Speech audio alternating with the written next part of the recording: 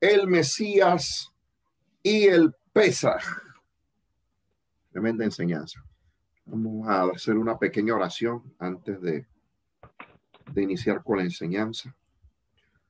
Baruch atah Adonai Yahweh Eloheinu melech haolam asher bachar banu mikol ha'amim venatam lanu et torato. Baruch atah Adonai Yahweh noten ha-Torah.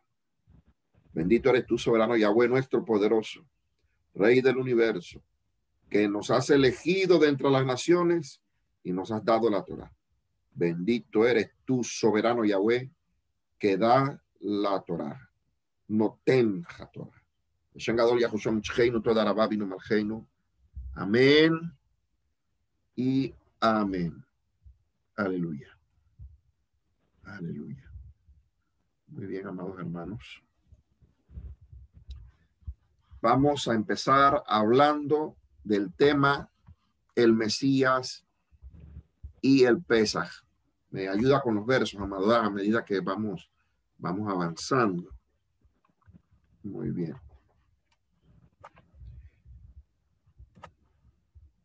Voy a leer para empezar. Vaikra, Levíticos 23, verso 5. Voy a leer de la versión israelita nazarena 2015.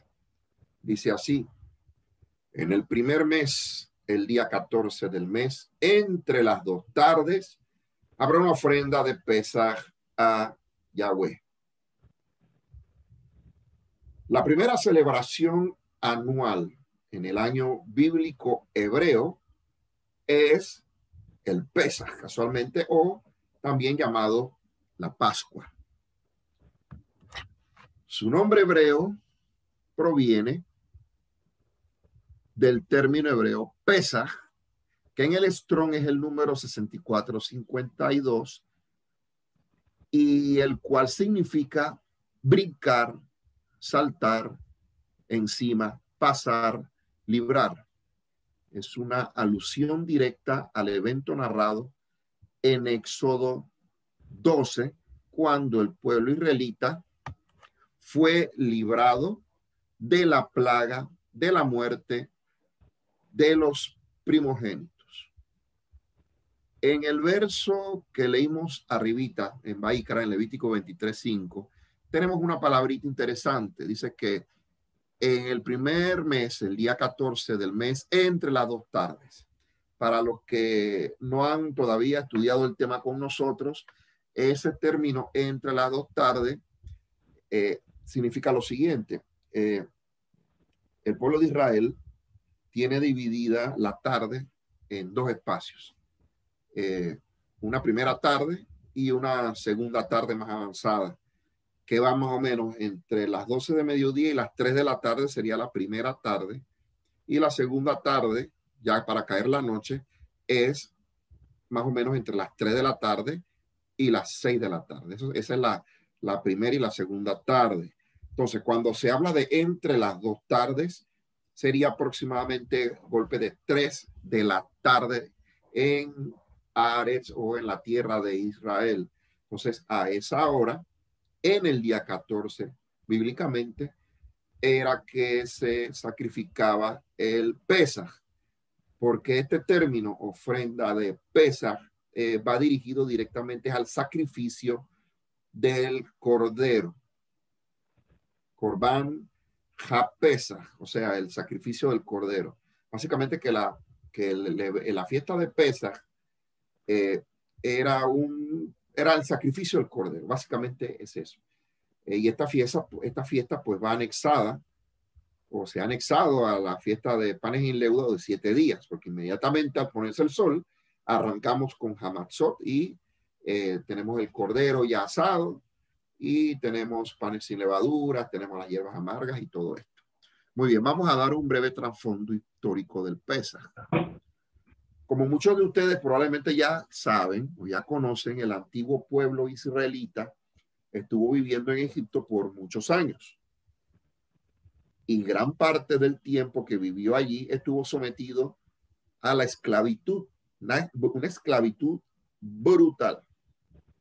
A estos faraones, a los últimos faraones, pues simple y sencillamente se les olvidó, no les quiso no quisieron darle ningún tipo de remembranza a las hazañas que hizo nuestro padre Yahweh a través de Joseph, para que el pueblo de Egipto, la nación Egipto, no solamente no desapareciera con la hambruna, sino que también a través de Egipto se pudo sustentar al mundo antiguo, al mundo de esa época.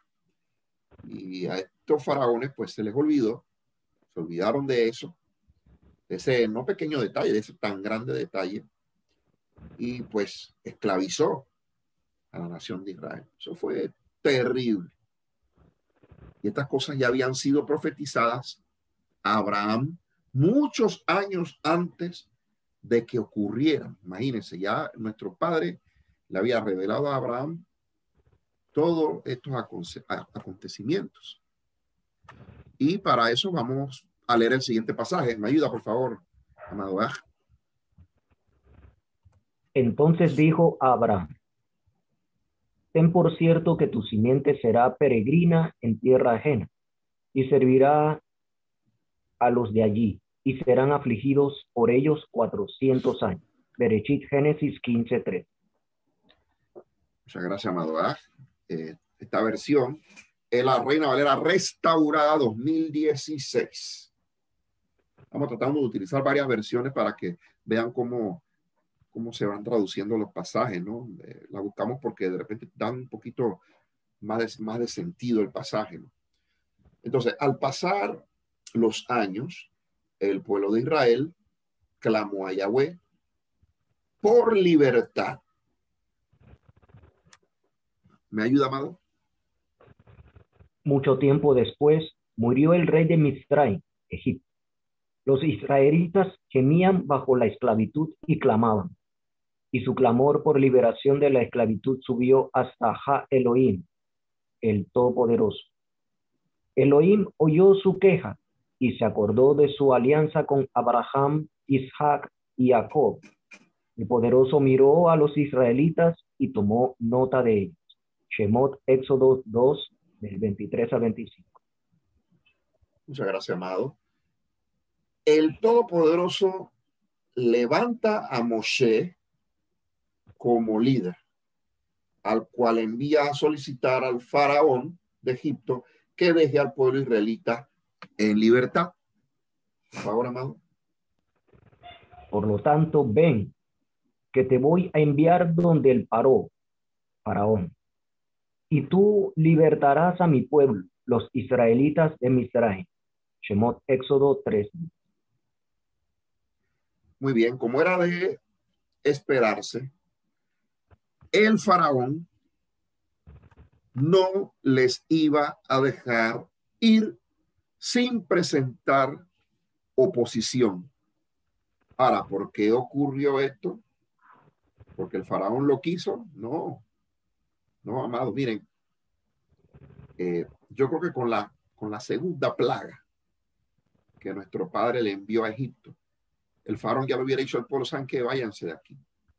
Pero la Biblia es clara, la Biblia dice que nuestro padre endureció el corazón de faraón para demostrar que él es Yahweh, el Todopoderoso, para avergonzar a cada una de las deidades egipcias.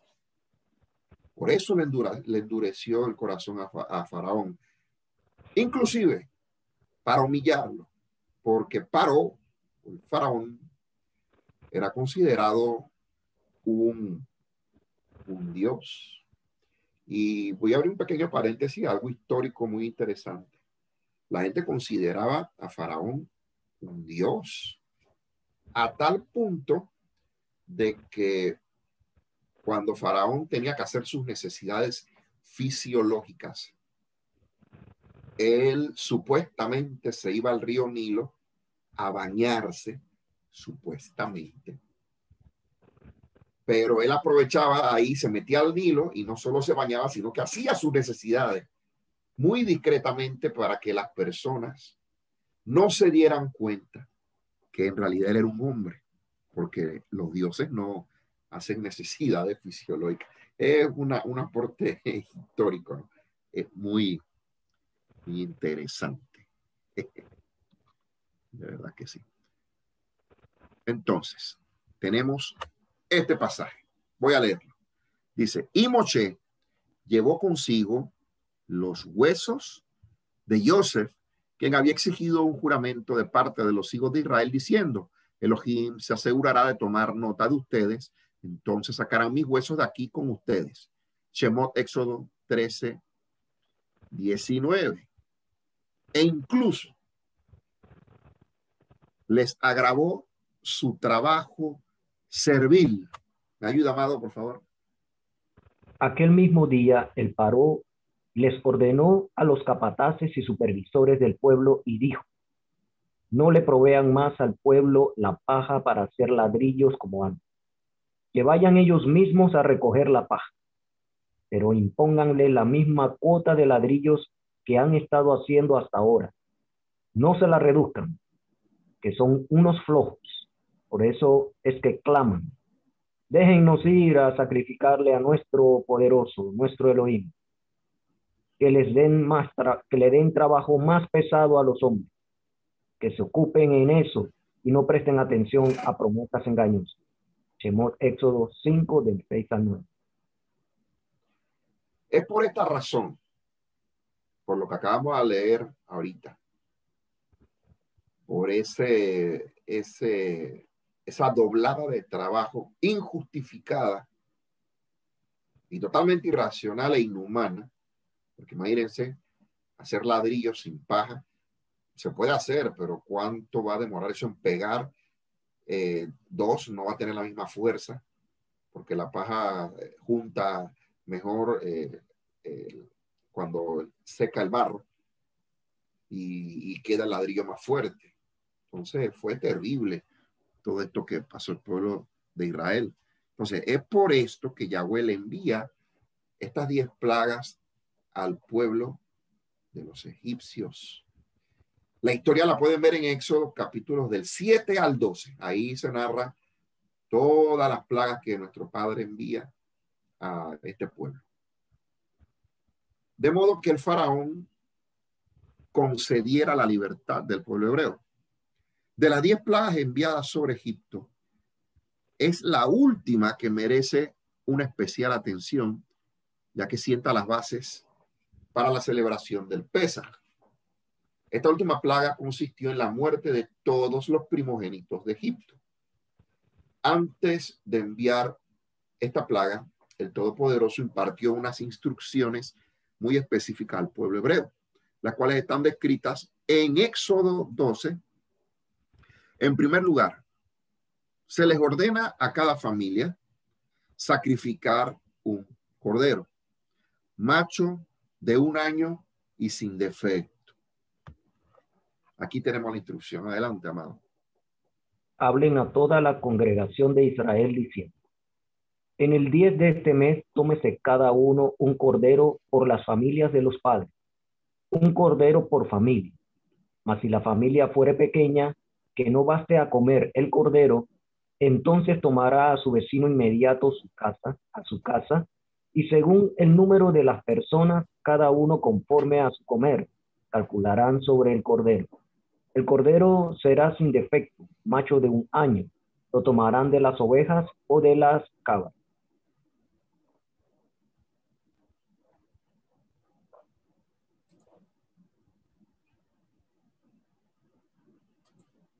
Hermano, ahí se le, ahora sí, Shemot, Éxodo 12, 3 al 5.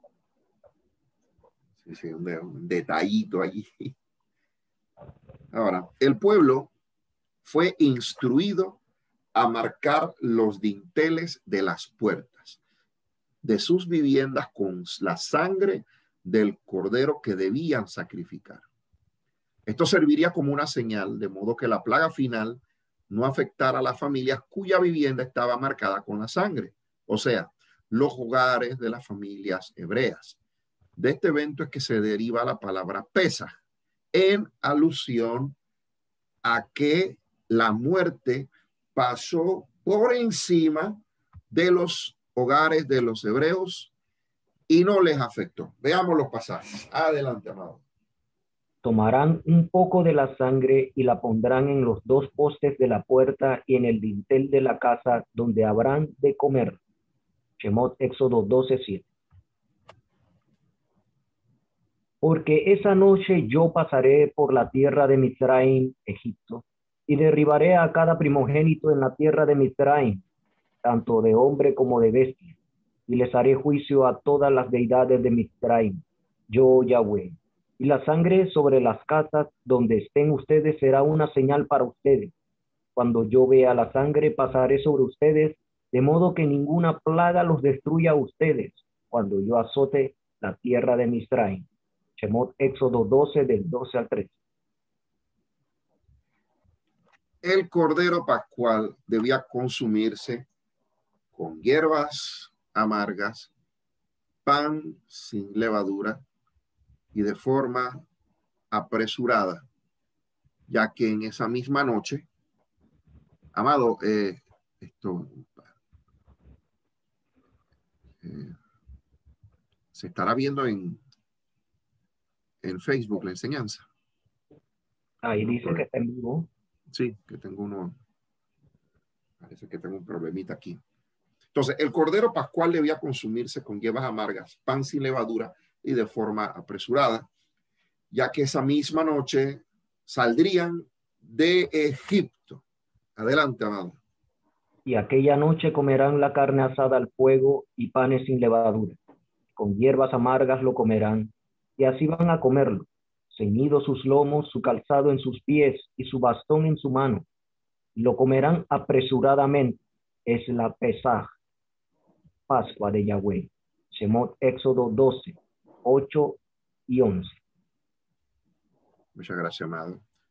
Es importante señalar el efecto devastador que tuvo esta última plaga de la muerte de los primogénitos sobre el pueblo egipcio, y no tan solo por la gran cantidad de muertos.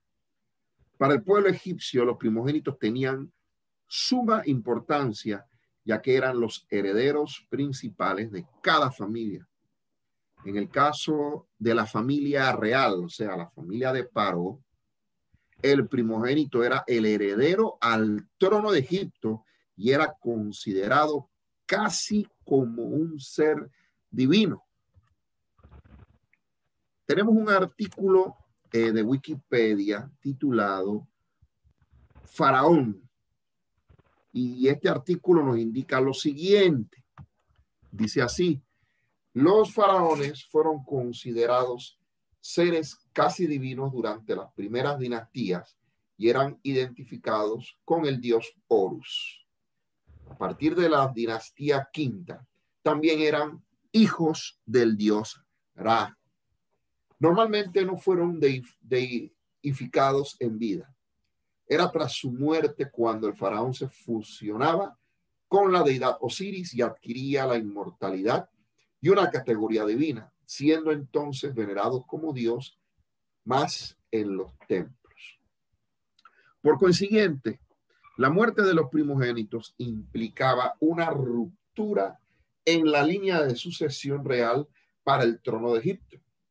Era un reto mayor a la fe egipcia, quienes confiaban por sus deidades, que sus deidades protegerían al líder de su nación.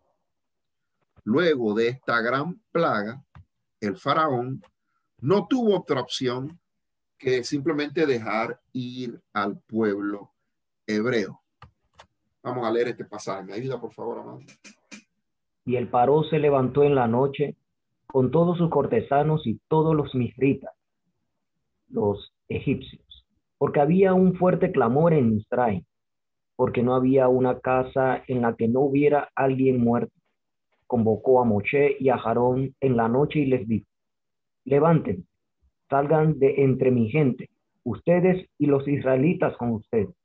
Váyanse, sírvanle a Yahweh como dijeron. Llévense también sus rebaños y sus manadas como dijeron, y váyanse, y que traigan una bendición sobre mí también. Los misritas apresuraban al pueblo, impacientes de hacer que salieran del país, pues pensaban que todos iban a morir. Shemot, Éxodo 12, 30 al 33. Toda la vamos a dar Más adelante vuelve a cambiar de opinión y decide enviar a sus tropas tras el pueblo hebreo. Y esto lo vemos aquí en Éxodo 14, de 5 al 8. Voy a leerlo, dice: cuando le dijeron al rey de Mitzrayim, Egipto, que el pueblo había huido, él paró y su corte tuvieron un cambio de actitud hacia el pueblo y dijeron: ¿qué es lo que hemos hecho liberando a Israel de nuestro servicio? Él ordenó su carro y llevó consigo a sus hombres. Tomó 600 de sus carros escogidos y el resto de los carros de Mitzrayim con oficiales en todos ellos. Yahweh endureció el corazón del Paró, rey de Mitzrayim, y se puso a perseguir a los israelitas. Cuando los israelitas iban saliendo desafiante y audazmente. Pero tal decisión culmina en otro devastador evento para el pueblo egipcio: su destrucción en el Mar Rojo. Y esto lo vemos en Éxodo 14, del 23 al 31. No vamos a leerlo, pero todos conocemos ese final, cómo fue. Ahora vamos a ver los fundamentos del sacrificio de Pesaj. El Pesaj originalmente era un sacrificio animal que tuvo sus inicios la noche en que el pueblo israelita salió de Egipto. Posteriormente, él mismo se hacía en el templo de Jerusalén y luego culminaba en una cena memorial entre familias y amigos. Como ya vimos, las instrucciones principales para preparar y realizar el mismo se encuentran en Éxodo 12, donde se narra la primera celebración de Pesaj. La Torá ofrece en Levítico capítulo 1 hasta el capítulo 5 una descripción general sobre los diferentes tipos de sacrificios u ofrendas que se realizaban en la antigüedad. Cada sacrificio tenía su razón de ser y se realizaban en momentos específicos.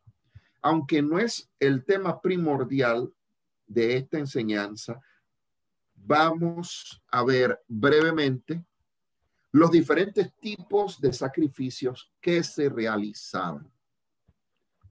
Vamos a empezar con el sacrificio o la ofrenda elevada. Este tipo de ofrenda era consumido totalmente por el fuego. El siguiente es el minja o la ofrenda de harina. Este tipo de ofrenda no contenía levadura ni miel. Una parte era consumida al fuego y la otra parte la consumían Aarón y sus hijos. El shelamim o la ofrenda de paz. Esta ofrenda animal generalmente se ofrecía en agradecimiento o celebración por algún acontecimiento especial.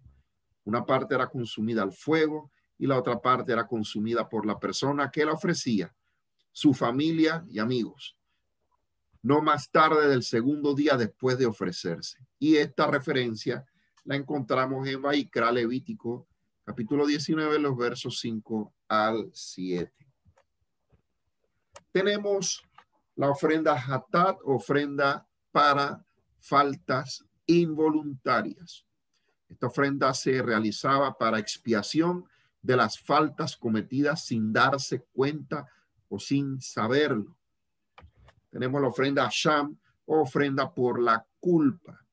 Esta ofrenda se realizaba cuando la persona incurría en transgresión sin saberlo al momento o sin intención premeditada, pero luego se percataba de su transgresión y se arrepentía. El sacrificio de Pesaj era, por naturaleza, una ofrenda de tipo shelamim. La misma se realizaba con el motivo de conmemorar la noche en que el pueblo hebreo salió de Egipto favorecido por la mano poderosa de nuestro Padre Yahweh. La cena memorial de Pesaj se realizaba y aún se realiza, aunque de manera distinta. el día 14 del mes de Abib en la tarde, justo antes de la puesta del sol, que marca el inicio del día 15 del mes. A continuación, una descripción general de la forma en la cual se debía realizar la ofrenda y la cena memorial del Pesaj en la época en que aún existía el templo en Jerusalén. ¿Me ayuda, por favor, amado? El día 10 del mes de Aviv se escogía un cordero para la cena. Shemot Éxodo 12, del 3 al 4. El mismo debía ser macho y no podía tener defectos. Shemot Éxodo 12, 5. El día 14 de Aviv, el cordero escogido era sacrificado como ofrenda Shelamim en el templo de Jerusalén. Shemot Éxodo 12, 6 y Devarim Deuteronomio 16, versos 2 y 5 al 6. En la noche se consumía el resto del cordero, el cual debía ser asado al fuego. La cena memorial también incluía panes sin levadura, hierbas amargas. Shemot Éxodo 12, del 8 al 10. Muchas gracias, amado hermano. La frase entre las dos tardes mencionada en Éxodo 12, 6 merece especial atención. En el calendario hebreo la tarde se divide en dos. Zahorayim, que se refiere a la parte del día que comprende desde el mediodía hasta la media tarde, y Erev, que comprende desde la media tarde hasta el anochecer. La frase entre las dos tardes hace referencia al periodo de transición entre Zahorayim y Erev, lo cual ocurre aproximadamente a las 3 de la tarde. En efecto, el historiador judío Alfred Edelstein, al hablar sobre el sacrificio diario de la tarde en su libro El Templo, su ministerio y servicios en tiempos de Cristo, nos indica que, por lo general, era inmolado a las 2:30 de la tarde y ofrecido alrededor de las 3:30 de la tarde. Esto lo encontramos en la página 242. En el mismo libro, Edersheim también nos indica que el 14 de Aviv, el sacrificio de la tarde, se adelantaba 2 horas para poder realizar el sacrificio del cordero de Pesaj en el momento correcto. Según el Talmud, el sacrificio diario de la tarde precede al del cordero de la Pascua. Todo esto confirma que cuando la escritura habla de las 2 tardes, sin lugar a dudas se refiere aproximadamente a las 3 de la tarde, momento en el cual Yahweh ordenó que se inmolara o sacrificara el cordero pascual en el templo. El Mesías en el Pesaj. El sacrificio del Pesaj señala directamente al Mesías Yahoshua. Recuerden, amados hermanos, que el propósito de la Torá, ¿cuál es? Dar en el blanco, traer a Mashiach.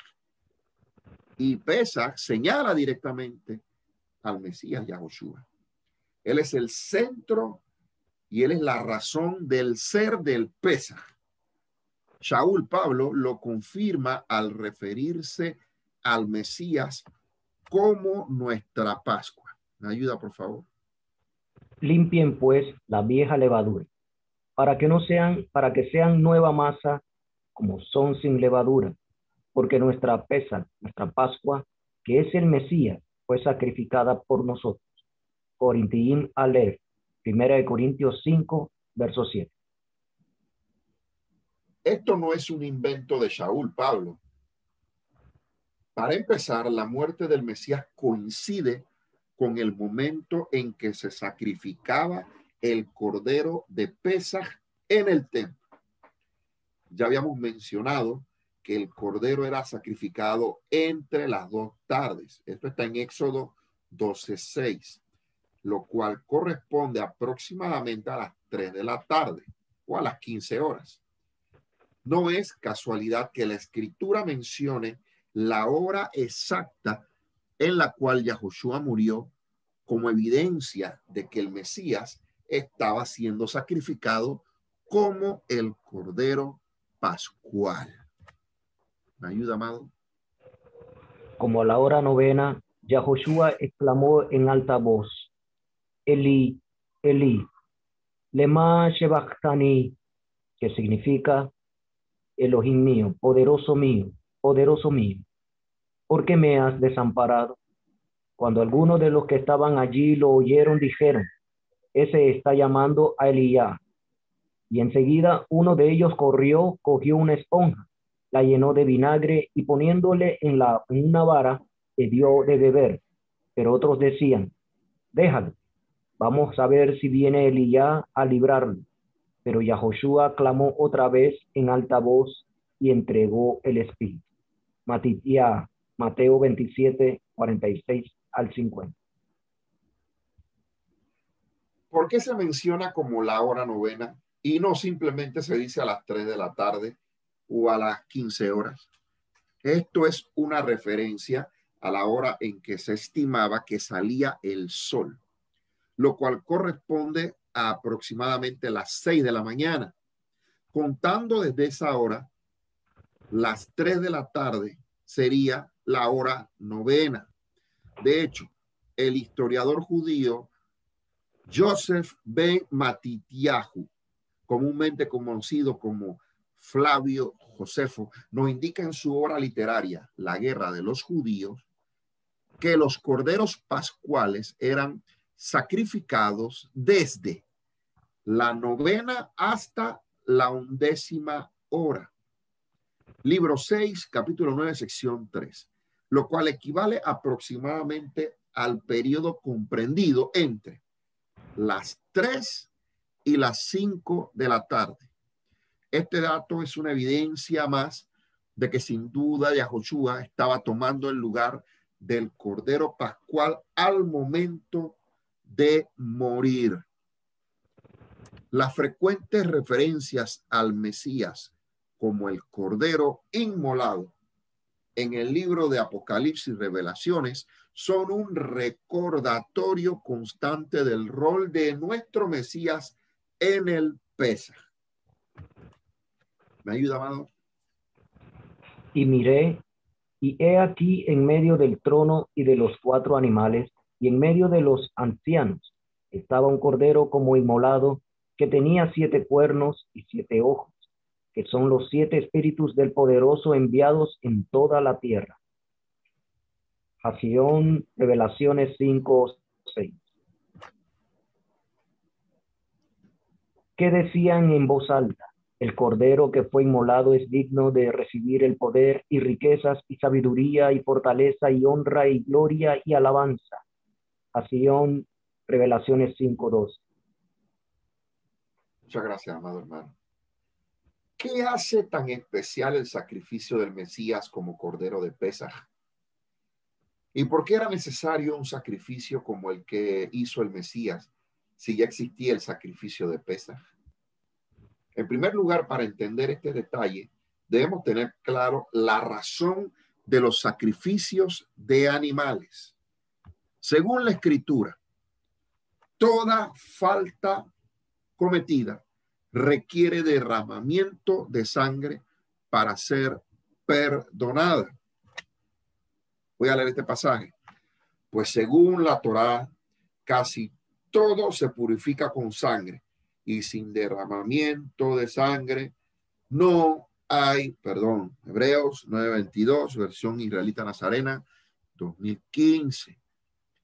Este principio fue establecido por el Todopoderoso, el cual nos enseña que en la sangre está la vida, dice el pasaje así, porque la vida de la carne en la sangre está, y yo se la he dado a ustedes para expiar sus personas sobre el altar, por lo cual la misma sangre expiará a la persona. Ahí que era Levítico, capítulo 17, verso 11. Aquí estamos leyendo de Reina Valera Restaurada 2016. Cada vez que se sacrificaba una víctima y se derramaba su sangre, esa víctima estaba asumiendo la culpa por la falta cometida en sustitución a la persona que originalmente cometía la misma. Esta víctima tenía que ser sin defecto y sin falta. Vamos a leer este pasaje. Dice, de su voluntad ofrecerán machos sin defecto de entre las vacas, de entre los corderos o de entre las cabras. Ninguna cosa en que haya falta ofrecerán, porque no será acepto por ustedes. Vaikra, Levíticos, capítulo 22, versos 19 al 20, Reina Valera restaurada 2016. Amados hermanos, el problema con los sacrificios, incluyendo el del Pesaj, era que estaban limitados a cubrir las faltas o pecados de ese momento. El sacrificio de esa víctima era válido solo esa vez, ya que luego de su muerte no había nada más que esa víctima pudiera ofrecer por el infractor. Esta limitación requería que constantemente el pueblo de Israel realizara sacrificios en expiación por sus pecados. Sin embargo, el sacrificio del Mesías fue diferente, como nos lo explica el libro de Hebreos. Adelante, amado. Y no para ofrecerse muchas veces a sí mismo, como entra el sumo sacerdote en el santuario cada año, con sangre ajena. De otra manera, fuera necesario que hubiere padecido muchas veces desde el principio del mundo. Mas ahora, una vez en la consumación de los siglos, para deshacer el pecado, se presentó por el sacrificio de sí mismo, y de la manera que está establecido a los hombres que mueren una vez, y después el juicio. Así también el Mesías fue ofrecido una vez para agotar los pecados de muchos. Ibrín, Hebreos 9, 25 al 28. Muchas gracias, amado. En otras palabras, mientras el sacrificio pascual tenía que hacerse anualmente y otros tipos de sacrificio de expiación tenían que repetirse constantemente, el sacrificio del Mesías trasciende estas limitaciones, ya que se ofreció una vez y para siempre, sin necesidad de volver a repetirse. Toda víctima sacrificada, fuera hombre o animal, moría una sola vez, pero el hecho de que el Mesías fue resucitado es una excepción a la regla, la cual hace de su sacrificio uno válido y vigente por siempre. No cabe duda que Yahoshua es nuestro Cordero Pascual, quien ya fue sacrificado por nuestros pecados. A través de su sacrificio, hecho una vez y para siempre, obtenemos el perdón por nuestras faltas. Al aceptarlo como Mesías y reconocer su sacrificio simbólico, Él toma nuestro lugar como víctima de sacrificio por nuestras faltas. Y en este caso, nuestras faltas son las transgresiones a la Torá. Y a la misma vez, su sangre marca el dintel de nuestro corazón, identificándonos como propiedad suya y librándonos de la muerte. Qué tremenda bendición, y hay que darle gracias a nuestro Padre Yahweh por haber enviado a su Hijo amado a tomar el lugar que en realidad nos corresponde a nosotros. Qué tremendo. Vamos a ver el Pesaj versus la Santa Cena o Eucaristía. Al hablar de la cena memorial de Pesaj, muchos la asocian con la Santa Cena, también conocida como la Eucaristía o la Cena del Señor, pensando que se trata de la misma celebración. Sin embargo, la realidad es que la Santa Cena es producto de una interpretación errada de la cena memorial de Pesaj, la cual se ha desviado de la intención original de esta celebración bíblica. La Iglesia Católica enseña que la Eucaristía o la Santa Cena fue instituida por el Mesías durante la última cena con sus discípulos cuando dijo, ¿me ayuda, amado? Y tomando el pan, habiendo dado gracias, partió y les dio, diciendo, esto es mi cuerpo, que por ustedes es dado. Hagan esto en memoria mía. Asimismo también la copa, después que hubo cenado, diciendo, esta copa es el nuevo pacto en mi sangre, que por ustedes se derrama. Y lee Lucas 22, 19 al 20. La Eucaristía es considerada por la Iglesia Católica como uno de los más importantes sacramentos. La Enciclopedia Católica Online, en su artículo sobre la Eucaristía, nos dice lo siguiente.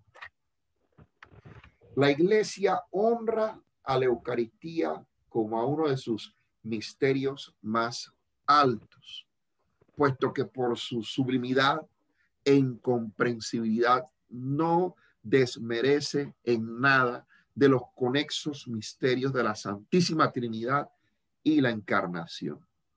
Estos tres misterios constituyen una traída maravillosa que muestra la característica esencial del cristianismo como una religión de misterios que trascienden en mucho a las capacidades de la razón para resplandecer con todo su brillo y esplendor, y eleva al catolicismo, el más fiel guardián y conservador de nuestra herencia cristiana, muy por encima de todas las religiones paganas y no cristianas. Este acto es considerado un sublime misterio cuya importancia lo pone, según la Iglesia Católica, a la par con las doctrinas de la Trinidad y la Encarnación, según descrito en el artículo antes mencionado. Dice, así la Trinidad, la Encarnación y la Eucaristía están efectivamente soldadas como una preciosa cadena que de manera maravillosa liga al cielo con la tierra, a Dios con el hombre, uniéndolos más íntimamente y manteniéndoles así unidos. Por el mismo hecho que el misterio de la Eucaristía trasciende a la razón, ningún teólogo católico puede intentar ninguna explicación racionalista de ella, basada en una hipótesis meramente natural, ni buscar comprender una de las más sublimes verdades de la religión cristiana como la conclusión espontánea de procesos lógicos. Uno de los misterios que encierra la Eucaristía es la doctrina de la transubstanciación, la cual sostiene que al ingerir el pan y el vino durante la cena, estos se transforman literalmente en el cuerpo y la sangre del Mesías. Sin embargo, esta doctrina no solo carece de fundamento bíblico, sino que contradice lo que la misma Torá establece sobre el ingerir sangre. ¿Me ayuda, amado, por favor? Además, ninguna sangre comerán en todas sus habitaciones, así de aves como de bestias. Cualquiera persona que comiera alguna sangre, la tal persona será cortada de su pueblo. Guaicra, Levítico 7, 26 al 27. Solamente que te esfuerces a no comer sangre, porque la sangre es el alma. Y no has de comer el alma juntamente con su carne. No la comerás. En tierra la derramarás como agua. No comerás de ella, para que te vaya bien a ti y a tus hijos después de ti, cuando hicieres lo recto en ojos de Yahweh. Devarim, Deuteronomio 12, 23 al 25. Sino escribirles que se aparten de las contaminaciones de los ídolos, y de fornicación, y de ahogado, y de sangre. Masé, Hechos 15, 20. Muchas gracias. Miren, amados, este último verso que acaba de leer el Moshiach merece especial atención, ya que representa la práctica de los creyentes del primer siglo después de que Yahushua ascendiera a los cielos. Es evidencia de la validez de la Torá después de la resurrección de nuestro Mesías. La Eucaristía, junta con la doctrina de la transubstanciación y también la consubstanciación, doctrina que sostiene que el cuerpo y la sangre del Mesías coexisten junto con los elementos del pan y del vino, son ideologías que carecen de fundamento en la Torá.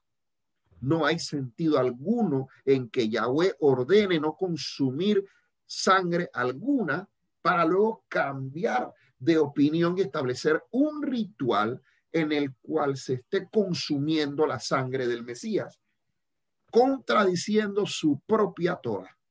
Esto es increíble. Ahora, cuando Yahushua dijo, este es mi cuerpo y esta es mi sangre, es claro que no lo dijo en sentido literal, sino simbólico, queriendo transmitir una verdad extremadamente sublime, que a través del sacrificio de su cuerpo y del derramamiento de su sangre, y esto es una alusión directa a los sacrificios de expiación por los pecados, su pueblo Israel sería entonces redimido una vez y para siempre. Otro problema con la Eucaristía es lo distanciada y desvinculada que está de las instrucciones de la Torá respecto a la celebración del sacrificio de Pesaj. Por lo general, la Eucaristía es celebrada mensual o semanalmente en la mayoría de las iglesias. Sin embargo, la Torá nos indica que el Pesaj es celebrado una vez al año. Este detalle separa a la Eucaristía del contexto original del Pesaj y por naturaleza la convierte en una celebración totalmente diferente, ajena al pensamiento y a la escritura. Y si a esto le añadimos la doctrina de la transustanciación, al final tenemos una celebración totalmente distinta, tanto en sus bases doctrinales como en la fecha de celebración. Básicamente es el mismo error que cometió Jeroboam cuando instituyó celebraciones sin fundamento en las escrituras en Primera de Reyes en los capítulos 12 y capítulo 13, hasta el 13, perdón. Sencillamente la Santa Cena Eucaristía es una celebración que por naturaleza está muy lejos de la celebración de Pesaj. Es una celebración totalmente diferente y ajena a la Escritura, la cual no se debe confundir con la celebración bíblica del Pesaj. Celebrando la cena memorial de Pesaj. Antes de comenzar a hablar sobre cómo celebrar la cena memorial de Pesaj, es importante mencionar que esta cena es eso, es un memorial, es decir, es una ceremonia simbólica de lo que sucedió en Egipto y para lo que hemos recibido a Yahushua como el Mesías, una conmemoración de su sacrificio por nosotros. Actualmente, esta celebración no es un sacrificio u ofrenda que se ofrece a Yahweh. Aquellos que hemos recibido a Yahushua como el Mesías, sabemos que Él es nuestro Cordero Pascual, el cual ya fue sacrificado por nosotros. Y esto lo vemos en Primera de Corintios 5:7. Por lo que no hay necesidad de efectuar otro sacrificio u ofrenda. La cena de Pesaj se celebra generalmente justo antes de la puesta del sol del día 14 del primer mes del calendario bíblico hebreo. La misma consiste en una cena simbólica en la cual se incluyen ciertos elementos mencionados en la escritura y algunos elementos tradicionales. A continuación, una descripción general de estos elementos. El primer elemento, pan sin levadura.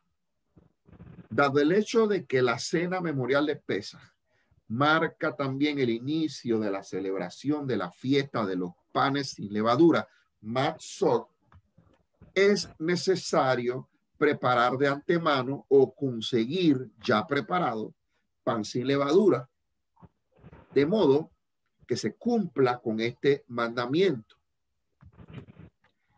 El pan sin levadura es parte de la ceremonia de Pesaj y también se consume posteriormente por una semana, durante el tiempo que dure la fiesta de Ácimos o Matzot.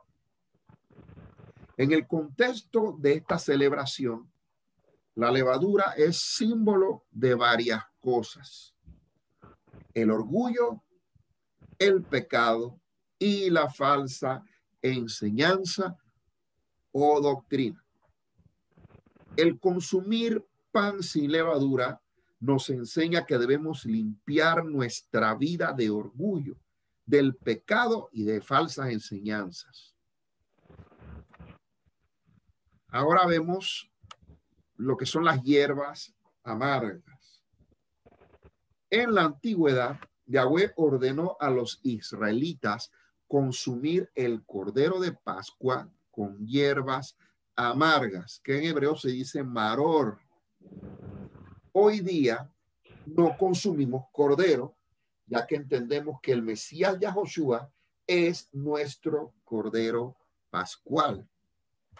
Sin embargo, se incluyen las hierbas amargas dentro de la ceremonia de Pesaj como un recordatorio simbólico de la amargura que experimentó el pueblo de Israel mientras estuvo bajo la cautividad en Egipto. En adición, es un recordatorio para nosotros de la cautividad que experimentamos cuando vivíamos en el pecado antes de recibir al Mesías Yahoshua y a través de él ser hechos parte del pueblo de Israel. O sea, del pueblo de Yahweh, porque el pueblo de Yahweh es Israel.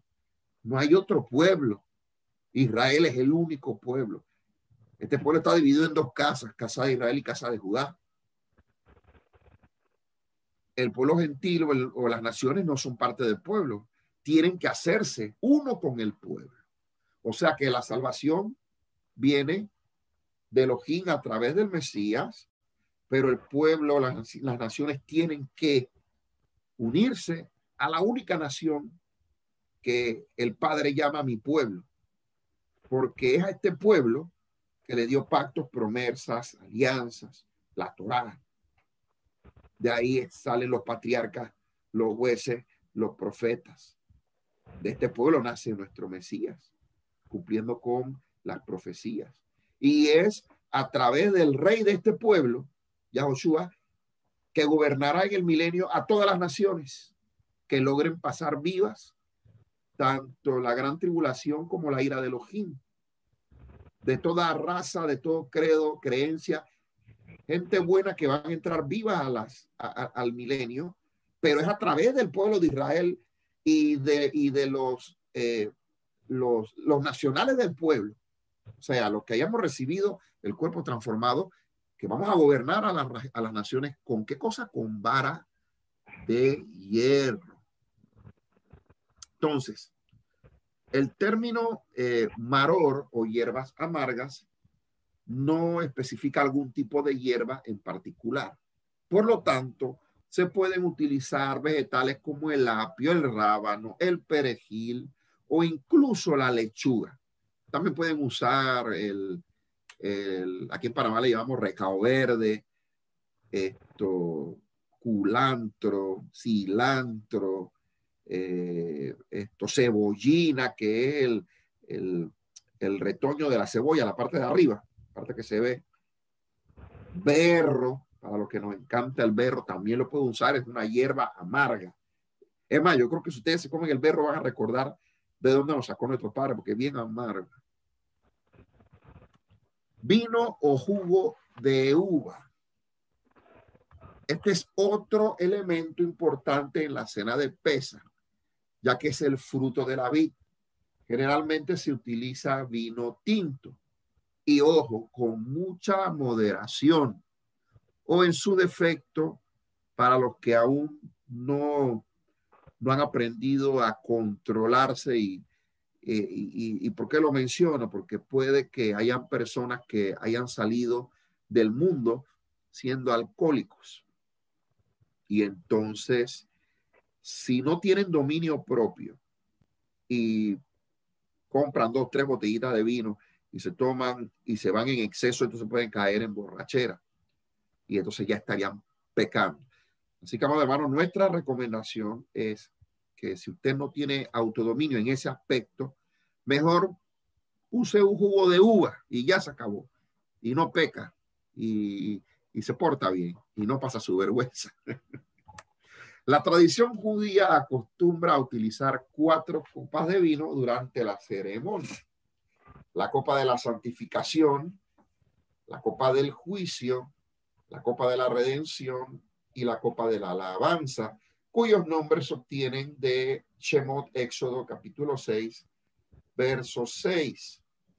Sin embargo, históricamente la ceremonia antigua solo incluía 2 copas, la copa de la santificación y la copa de la redención o nueva alianza. Por esta razón recomendamos seguir la costumbre antigua original. Ahora vamos a ver el relato histórico del Pesaj, basándose en el mandato encontrado en Shemot, Éxodo 12, versos 27 al 25. La ceremonia de la cena de Pesaj incluye un relato breve de la historia del evento en la cual está basado. El mismo puede ser leído por una persona o realizarse de forma interactiva entre los participantes de la cena.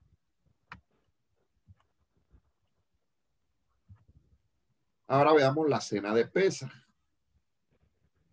Por supuesto, la ceremonia estaría incompleta sin una cena. Los ingredientes de la misma quedan a discreción de la familia o grupo que celebre la cena, salvo que no se debe consumir cordero por las razones expuestas previamente. La idea de compartir y disfrutar en conmemoración de los eventos que dan base a esta celebración. Ok, en cuanto a este tema de la cena, sabemos que no podemos tener levadura en la mesa. O sea que no va a poner pan con levadura allí porque vaya, ¿no? Para eso tenemos el matzot o el pan sin levadura. Y que sea una bonita cena, porque es la cena memorial del Pesaj. Entonces, allí lo importante de esta cena memorial es la recordación de lo que estamos haciendo y pues celebrar con gozo y alegría y poner un bonito menú que no incluya primordialmente cordero. Y hacemos aquí, y nos vamos a detener en esta parte, porque hoy en día hay quejilots mesiánicas que lastimosamente aún no comprenden bien estos pequeños detalles y cuando hacen la cena colectiva en la asamblea, mandan a sacrificar algún cordero y presentan dentro de la cena, ya sea que tengan arroz, ya sea que tengan una ensalada, ya sea que hagan alguna comida especial, lo que quieran. Entonces incluyen el cordero. Entonces uno les ha dicho, miren, está mal, o sea, no pudiste haber horneado un lomo de res, pudiste haber horneado un pavo bien grandote, relleno. Pero pudiste haber hecho varios pollos horneados, esos pollos grandes, los marinas 1 o 2 días antes para que esa carne absorba el condimento y tenga sazón. Pero pusiste cordero. Y por lo general la respuesta que nos han dado ha sido, sí, pero no es que estamos sacrificando un cordero o no estamos haciendo que este cordero represente sacrificio, simplemente que estamos poniendo el cordero para celebrar, no para comer, porque no han entendido que, solamente el simple hecho de poner el cordero ahí, se está desestimando el sacrificio. Sería como nosotros lo vemos así como una forma como una falta de respeto, como una forma inocente tal vez. Queremos pensar que es eso. Decir, este es mi cordero, yo dependo de este. Y eso pues hay que corregirlo. Lo importante es que se corrija. Nada de cordero, amados hermanos, para la cena. Compren su pavo, compren carne molida de pavo o de pollo, háganse unas albóndigas con un arrocito con vegetales o con un arrocito pilaf, un arroz verde, o pueden hacer unas papas al horno con quesito derretido encima. Hay tantas cosas que se pueden hacer, pero eviten comer cordero tanto en el inicio como al final, ni en el transcurso. En esos 7 días no hagan eso. Después que se acabe la fiesta, ustedes vayan a algún supermercado, a alguna finca, compren un cordero, sacrifíquenlo y hagan su comida si quieren. Pero en estas fiestas de panes sin levadura, no coman cordero, no lo hagan. También tenemos cánticos tradicionales. Como parte de la ceremonia se entonan diversos cánticos tradicionales asociados a esta celebración. Algunos de los cánticos más conocidos son Dayenu, o Nos Basta, y Baja Moisés. Este último es un canto espiritual negro del siglo XIX adoptado por la tradición judía, pero en última instancia puede ser sustituido por otros cánticos apropiados. Los elementos antes mencionados componen la celebración de Pesaj. Ahora vamos a ver elementos de la tradición judía y los ponemos para que ustedes también conozcan esta traducción que tienen nuestros hermanitos de Casa de Judá. En adición a los elementos mencionados en las escrituras, existen algunos elementos que se han añadido a través del tiempo a la celebración de Pesaj. Ya hemos mencionado algunos, como los cánticos tradicionales y las 4 copas. Al considerar estos elementos, es importante entender que no hay maldad en incluir elementos provenientes de la tradición en las celebraciones bíblicas. Al contrario, los embellece. El problema real surge si ese elemento tradicional contradice lo establecido en la escritura, en cuyo caso habría que desecharlo. Analicemos de los elementos añadidos por la tradición judía a la cena de Pesaj los siguientes elementos. Permítame tomar un poquito de agua.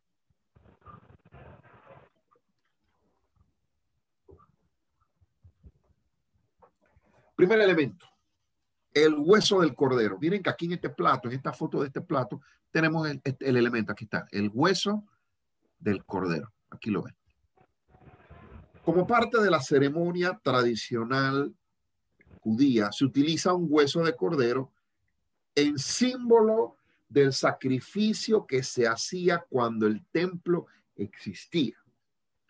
Sin embargo, los que hemos recibido al Mesías Yahoshua, nuestro cordero pascual, no debe utilizarse este elemento en la ceremonia de Pesaj. Como se había explicado previamente, la celebración de la cena de Pesaj es una conmemoración simbólica y no utilizamos cordero o hueso de cordero como parte de la misma, ya que si utilizamos un hueso de cordero, de alguna manera estaríamos negando el sacrificio del Mesías como cordero pascual. Otro elemento es el beitzá o el huevo. La tradición judía también incluye un huevo Aquí lo podemos ver en la foto, ¿no ven? Está el huevito. Como parte de la ceremonia. Algunos dicen que el huevo simboliza el Corbán Hagigah, un tipo de ofrenda adicional que se presentaba al inicio de cada una de las 3 épocas de celebración bíblica. Otros dicen que simboliza la destrucción del templo en el primer siglo y lo usan en sustitución del del hueso de cordero, ya que no es posible hacer sacrificios hoy día debido a que el templo no existe. Y aún otros dicen que representan al pueblo judío, quien a pesar de la persecución se hace más fuerte al pasar del tiempo, similar al huevo, que mientras más se cocina, más se endurece. La realidad es que no hay evidencia en la escritura del uso del huevo en la ceremonia del Pesaj. Incluso se cree que el huevo se añadió posteriormente como producto de la influencia pagana de la celebración de Easter. Debido a esto y a la falta de evidencia bíblica para sustentar el uso, se recomienda entonces no utilizarlo. Y punto. No pongan huevito. Otro elemento, el aficomén. El aficomén, término que significa lo que viene después o postre, es un pedazo de pan sin levadura que se esconde durante la ceremonia tradicional de Pesaj y luego se consume como postre luego de la cena principal. Los judíos ortodoxos consideran el aficomén como un sustituto del cordero de Pesaj, ya que no les es posible hacer sacrificio debido a la ausencia del templo. En cambio, los creyentes en el Mesías consideran el aficomén como un símbolo del cuerpo del Mesías, y el hecho de esconderse durante la cena del símbolo de los 3 días y 3 noches que estuvo escondido el cuerpo del Mesías durante la muerte. La escritura no menciona al aficomén como tal. Esta costumbre es producto de la tradición y no todos los judíos la observan. Sin embargo, tampoco hay mal en observarla siempre y cuando se haga como símbolo del cuerpo del Mesías y no en sustitución del Cordero de Pesaj. Ahora vamos a hablar del Pesaj Sheni o segundo Pesaj. Me ayuda con el pasaje del Pesaj Sheni, amado. Ay, disculpe.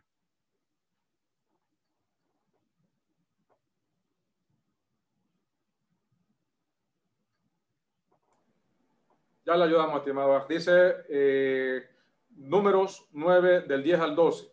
Háblale al pueblo israelita y dile: cuando alguno de ustedes o de su posteridad que esté contaminado por un cadáver o esté en un viaje largo quiera ofrecer un sacrificio de Pesaj a Yahweh, lo ofrecerá en el segundo mes, el día 14 del mes, el día 14 del mes al atardecer.